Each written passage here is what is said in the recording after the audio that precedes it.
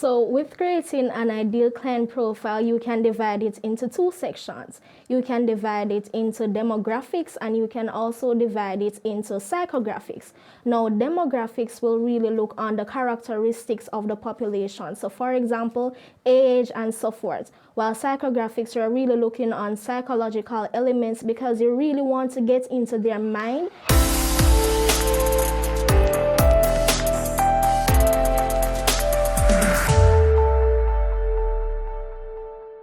So you're not getting sales in your business, but answer this question honestly.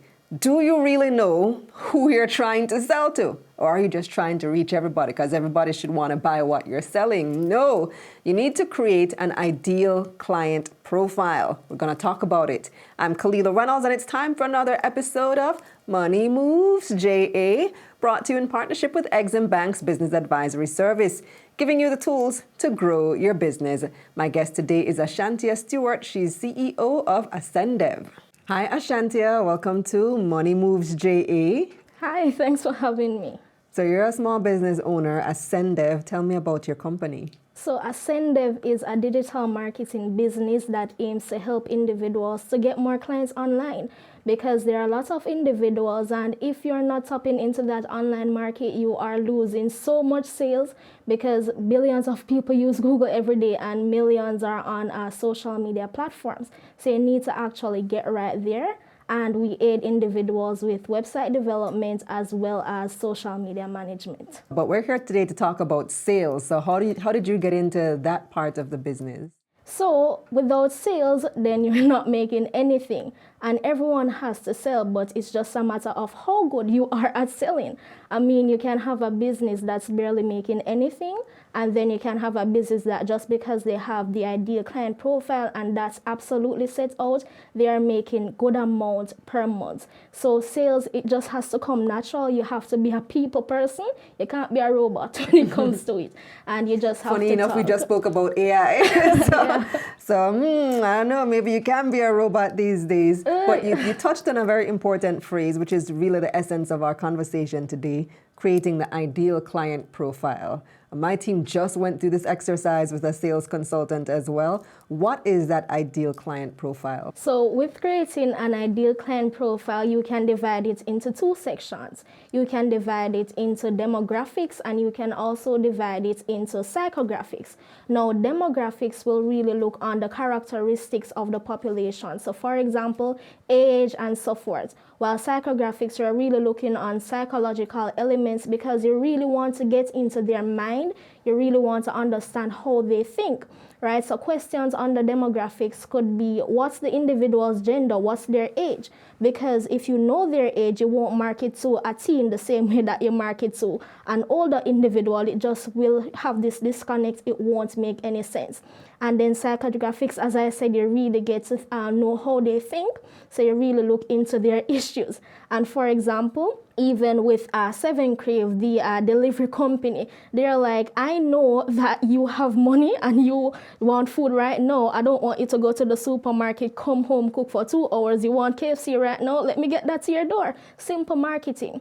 So these questions really help you to actually get online and get in front of an individual and really sell yourself. Okay, so demographics, you explained that, and you also mentioned psychographics. What are the questions that I need to ask around psychographics, creating a psychological profile for my client? So with that, you definitely want to know their aspirations and their goals. So for, say, a gym company, you would know that they need to understand what are my clients seeking. They want a good body. So knowing that, you're going to market yourself on social media. Say, hey, look on all these 6-packs. So that's the way to go. And you want to know their likes, their dislikes, what are they thinking. And things like that really assist you whenever you are going on social media and putting out content. Because if you don't know these things, you will just be throwing out content and no one will really resonate with that. I was just wondering, so how do you know what they want? How do you find that out? So in order to find that out, you actually have tools online. So Answer the Public is actually a tool in which you can understand what individuals who are interested in your industry are asking. You can also do testing and just ask questions, market segmentation, and really understand what's going on, and then you can really pinpoint who you want to serve. But here's the problem. Most businesses, you ask them, who is your ideal client? And they say, everybody. Yeah, and everybody Jim should and love Jack. my service. And Yeah. so how do you define or whittle down who you really want to target? You really do that by asking yourself, how can I actually help? And then seeing who specifically needs that service. Because everyone may, really want to work with you, but who specifically will actually make your business sustainable, right? And you can actually have multiple ideal clients. However, you have to have that general thing that will be the solution, and you actually need to market that, and everything else will come to you. How niche should you go? How small should you go as opposed to keeping your audience broad? So with an ideal client profile, what I find is that you want to niche down, but at the same time, you also want to put general traits, because you may find one thing in one individual and it may not be in someone else, right? So you want to get very specific so that if you see a certain individual on social media, you're like, you know that this is definitely my ideal client. While if you see a next person, you're thinking, this is a potential client, and I'm going to see how that can work out. And then you go along and really see what happens as time progresses. So what happens if somebody who's not your ideal client reaches out to you? What should you do? In that case, you really have to look into yourself and say, can I actually offer the solution to them? And if they're not your ideal client, then sometimes you just have to leave it alone, because it's not good to work with everyone. Because what happens But is you want their money. well, sometimes when you try to work with everyone, you end up not really serving anyone, True. right? And a lot of times, business owners, they serve, say, 10 individuals. They can have business A, business B. Business A serves 10 individuals, while business B serving 3 individuals, knocks all of those out of the park because of how they have positioned their service as well as their cost. And it definitely depends. You may work with them and you may not. Right. So I have a question on my script. It says, why should you stop hard selling and start helping? Yes. People continue to sell themselves out of the sale. Like, oh my gosh. When an individual comes on social media and they're like, buy my service, I'm like, do you actually care about me, or do you just want my money?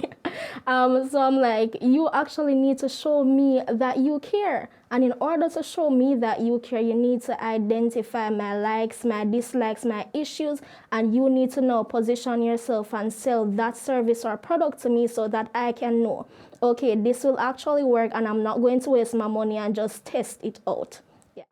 Okay, so offer service, be helpful to people, Right. and that eventually you'll get their business. Eventually, yes. Okay. Anything else you want to add, Ashantia? Well, so as you know, I am 19 years old. So I did not know you're 19 years I sent old. it in the email, man. Wow, okay. But I want youngsters to know that they can achieve anything that they put their mind to, and don't let anything hold them back. There's so much. So how did you learn all this stuff so young? I learned it myself. I started learning how to code using my laptop. The internet gives you access to so many things. And people, they'd rather to, do silly things with that, but you actually have to realize where you want to go and actually take the steps in order to get there. You're in school, or are you doing this full time? So I attend Northern Caribbean University, where I'm pursuing a BA in Business Education with a minor in Computer Studies, and that's online. So that also gives me the flexibility to grow my business, which I really appreciate. Very impressive. Well, thank you so much, Ashantia. How can people reach you? So individuals can reach me at ascendev.net. You have to spell that for us. So that's ASCENDEV.net. Right. Okay. Thank you again. Awesome. Here's a recap of Ashantia's key points. You can divide your client profile into 2 sections, demographic and psychographic. Answer the Public is a great site to help decipher what questions people are asking about. Ask yourself this question: How can I actually help, and who specifically meets that service requirement when assessing which client is right for you? Market the solution to a problem. That's it for this episode of Money Moves JA, brought to you in partnership with EXIM Bank's Business Advisory Service, giving you the tools to grow your business.